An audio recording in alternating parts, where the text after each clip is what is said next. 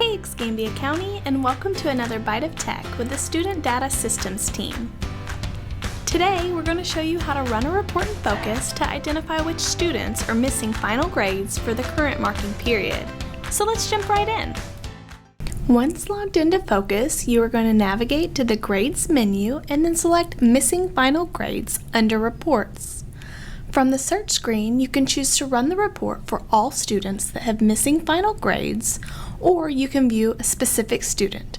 Today, we're going to search all students.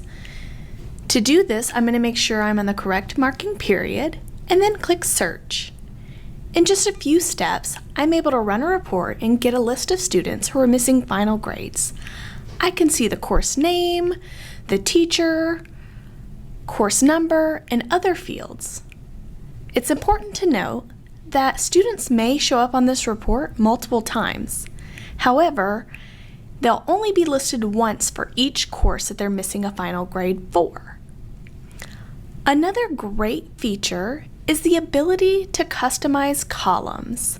This allows you to take away fields that you don't need. To do that, you click Customize Columns, select the ones you don't need, like photo, course number, section number, and term. Click Save. It's going to ask you to refresh the page now to show those changes. Click OK. Now, your report is updated based on what you inputted. If you ever need to go back and make changes, just go ahead and click Customize Columns again. Make those changes. Maybe we need the course number and section number. Click Save.